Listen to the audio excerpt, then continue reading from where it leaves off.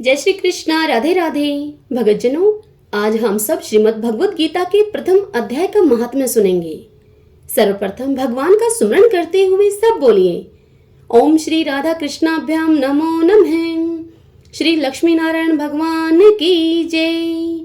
भगवान शंकर माता पार्वती की जय। यह कथा आप सब पद्म पुराण से सुन रहे हैं।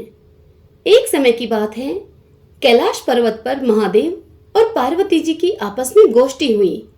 तब पार्वती जी ने भगवान शंकर से कहा, हे भगवान, आप सब तत्वों के ज्ञाता हैं। आपकी कृपा से मुझे श्री विष्णु संबंधी नाना प्रकार के धर्म सुनने को मिले, जो समस्त लोक का उद्धार करने वाले हैं। हे देवेश, अब मैं गीता का महात्म्य सुनना चाहती हूँ, जिसका श्रवण करने से श्री हरि में भक्ति बढ़ती है। यह सुनकर श्री महादेव जी बोले, जिनका विग्रह अलसी के फूल की भांति श्याम वर्ण का है, पक्षीराज गरुड़ ही जिनके वाहन हैं, जो अपनी महिमा से कभी च्युत नहीं होते, तथा शेषनाग की शैया पर वह शयन करते हैं, उन भगवान महाविष्णु की हम उपासना करते हैं। एक समय की बात है, मूढ़ दैत्य के नाशक भगवान विष्णु शेषनाग के रमणीय आसन पर सुख पूर्वक विराजमान थे। उस समय समस्त लोगों को आनंद देने वाली भगवती लक्ष्मी ने आदर पूर्वक उनसे प्रश्न किया। श्री लक्ष्मी ने पूछा, हे भगवान, आप संपूर्ण जगत का पालन करते हुए भी अपने ऐश्वर्य के प्रति उदासीन से होकर जो इस क्षीर सागर में नींद ले रहे हैं, इसका क्या कारण है? श्री भगवान बोले, हे सुमुखी, मैं नींद नहीं लेता हूँ, अपितु तत्व का अनुसरण करने वाली अंतर्दृष्टि के द्वारा अपने ही महेश्वर तेज का साक्षात्कार कर रहा हूँ। हे देवी, यह वही तेज है जिसका योगी पुरुष कुशाग्र बुद्धि के द्वारा अपने अंतःकरण में दर्शन करते हैं, तथा जिसे मीमांसक विद्वान वेदों का सार तत्व निश्चित करते हैं। वह महेश्वर तेज एक अजर प्रकाश स्वरूप आत्मरूप रोग शोक से रहित अखंड आनंद का पुंज, निष्पंद अर्थात निरीह तथा द्वैत रहित है। इस जगत का जीवन उसी के अधीन है, मैं उसी का अनुभव करता हूँ। हे देवेश्वरी, यही कारण है कि मैं तुम्हें नींद लेता हुआ सा प्रतीत हो रहा हूँ। श्री लक्ष्मी जी ने कहा, हे हर्षिकेश, आप भी योगी पुरुषों के ध्येय हैं। आपके अतिरिक्त भी कोई ध्यान करने योग्य तत्व है क्या? यह जानकर मुझे बड़ा कौतूहल हो रहा है। इस चराचर जगत की सृष्टि और संहार करने वाले स्वयं आप ही हैं। आप सर्वसमर्थ हैं। इस प्रकार की स्थिति में होकर भी यदि आप उस परम तत्व से भिन्न हैं, तो मुझे उसका आप बोध कराइए। तब श्री भगवान बोले, हे प्रिय, आत्मा का स्वरूप द्वैत और अद्वैत से पृथक, भाव और अभाव से मुक्त तथा आदि और अंत से रहित है। शुद्ध ज्ञान के प्रकाश से उपलब्ध होने वाला तथा परमानंद स्वरूप होने के कारण एकमात्र सुंदर है। यही मेरा ईश्वरीय रूप है। आत्मा का एकत्व ही सबके द्वारा जानने योग्य है। गीता शास्त्र में इसी का प्रतिपादन हुआ है।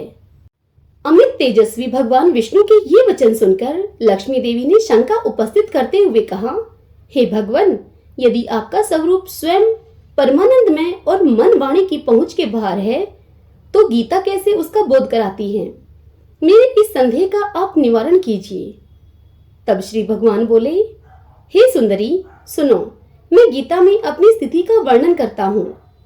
कर्मशः 5 अध्यायों को तुम 5 मुख जानो, 10 अध्यायों को तुम 10 भुजाएं समझो, और 1 अध्याय को तुम उदर और 2 अध्यायों को दोनों चरण कमल जानो।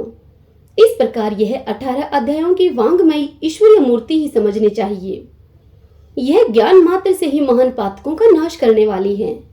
जो उत्तम बुद्धि वाला पुरुष गीता के 1 या आधे अध्याय का अथवा 1 या फिर आधे या चौथाई श्लोक का भी प्रतिदिन अभ्यास करता है, वह सुशर्मा के समान मुक्त हो जाता है। तब श्री लक्ष्मी जी ने पूछा कि हे देव, सुशर्मा कौन था, किस जाति का था और किस कारण से उसकी मुक्ति हुई? श्री भगवान बोले, हे प्रिय, सुशर्मा बड़ी खोटी बुद्धि का मनुष्य था। पापियों का तो वह शिरोमणि ही था। उसका जन्म वैदिक ज्ञान से शून्य एवं क्रूरता पूर्ण कर्म करने वाले ब्राह्मणों के कुल में हुआ था। वह न तो ध्यान करता था और न जप करता था, न वह होम करता था और न ही अतिथियों का सत्कार करता था।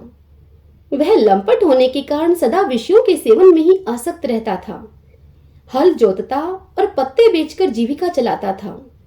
उसे मदिरा पीने का व्यसन था तथा वह मांस भी खाया करता था। इस प्रकार उसने अपने जीवन का दीर्घकाल व्यतीत कर दिया। एक दिन वह मूढ़ बुद्धि सुशर्मा पत्ते लाने के लिए किसी ऋषि की वाटिका में घूम रहा था। इसी बीच में काल रूपिणी काले सांप ने उसे डस लिया, जिसके परिणाम स्वरूप सुशर्मा की मृत्यु हो गई। तदंतर वह अनेक नरकों में जाकर वहां की यातनाओं को भोग कर मृत्युलोक में फिर लौट आया और यहाँ बोझ ढोने वाला बैल हुआ। उस समय किसी पंगु ने अपने जीवन को आराम से व्यतीत करने के लिए उसे खरीद लिया। बैल ने अपनी पीठ का पंगु का भार ढोते हुए बड़े कष्ट से 7-8 वर्ष बिताए।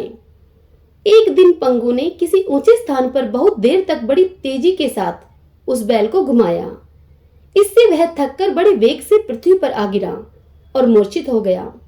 उस समय वहां कौतूहलवश आकृष्ट होकर बहुत से लोग एकत्रित हो गए। उस जन समुदायों में किसी पुण्य आत्मा व्यक्ति ने उस बैल का कल्याण करने के लिए उसे अपना पुण्य दान किया। तत्पश्चात कुछ दूसरे लोगों ने भी अपने अपने पुण्यों को याद करके उन्हें उसके लिए दान किया। उस भीड़ में एक वेश्या भी खड़ी थी। उसे अपने पुण्य का पता नहीं था, तो भी उसने लोगों की देखा देखी में उस बैल के लिए कुछ त्याग किया। तदंतर यमराज के दूत उस मरे हुए प्राणी को पहले यमपुरी में लेकर गए। यहाँ वह विचार करके कि यह वैश्या के दिए हुए पुण्य से पुण्यवान हो गया है, उसे छोड़ दिया गया।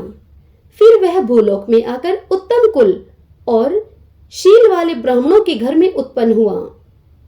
उस समय भी उसे अपने पूर्व जन्म की बातों का स्मरण बना रहा। बहुत दिनों के बाद अपने अज्ञान को दूर करने वाले कल्याण तत्व का जिज्ञासु होकर वह उस वैश्या के पास गया और उसके दान की बात बतलाते हुए उसने उससे पूछा कि तुमने कौन सा पुण्य मुझे दान किया था।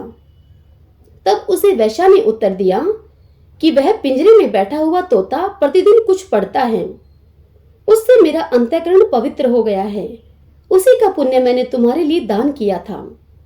इसके बाद उन दोनों ने तोते से पूछा। तब उस तोते ने अपने पूर्व जन्म का स्मरण करके प्राचीन इतिहास कहना आरंभ किया। वह तोता बोला, पूर्व जन्म में मैं विद्वान होकर भी विद्वता के अभिमान से मोहित रहता था। मेरा राग द्वेष इतना बढ़ गया था कि मैं गुणवान विद्वानों के प्रति भी ईर्ष्या भाव रखने लगा। फिर समय अनुसार मेरी मृत्यु हो गई और मैं अनेकों घृणित लोकों में भटकता रहा। उसके बाद इस लोक में आया हूँ।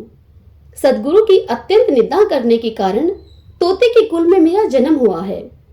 पापी होने के कारण छोटी अवस्था में ही मेरी माता और पिता से मेरा वियोग हो गया है। एक दिन मैं ग्रीष्म ऋतु में तपे हुए मार्ग पर खड़ा था। वहां से कुछ श्रेष्ठ मुनि मुझे उठा लाए और महात्माओं के आश्रय से आश्रम के भीतर एक पिंजरे में उन्होंने मुझे डाल दिया और फिर उन्होंने मुझे पढ़ाया। ऋषियों के बालक बड़े आदर के साथ गीता के प्रथम अध्याय की आवृत्ति करते थे। उन्हीं को सुनकर मैं भी बारंबार उसका पाठ करने लगा। इसी बीच में एक चोरी करने वाले बहेलिये ने मुझे वहां से चुरा लिया। तत्पश्चात इस देवी ने मुझे खरीद लिया। यही मेरा वृतांत है, जिसे मैंने आप लोगों से बता दिया है। पूर्व काल में मैंने इस प्रथम अध्याय का अभ्यास किया था, जिससे मैंने अपने पाप को दूर किया है। फिर उसी से इस वैश्या का भी अंतःकरण शुद्ध हुआ है और उसी के पुण्य से ये द्विजश्रेष्ठ सुशर्मा भी पाप मुक्त हुए हैं। इस प्रकार परस्पर वार्तालाप और गीता के प्रथम अध्याय के महात्म्य की प्रशंसा करके वे तीनों निरंतर अपने अपने घर पर गीता का अभ्यास करने लगे। फिर ज्ञान प्राप्त करके वे मुक्त हो गए। इसलिए जो गीता के प्रथम अध्याय को पढ़ता, सुनता तथा इसका अभ्यास करता है, उसे इस भवसागर को पार करने में कोई कठिनाई नहीं होती। हरि ओम तत्सत। ओम श्री कृष्णाय नमो नमः। ओम नमो भगवते वासुदेवाय।